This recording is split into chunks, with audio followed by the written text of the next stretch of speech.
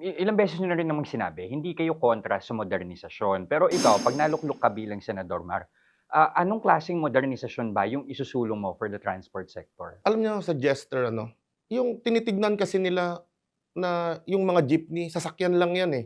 Pero yung value nito na na nung World War II iniwan ito sa atin ng mga Amerikano, ito yung simbolo ng ating, independence, ng ating liberty at, democracy.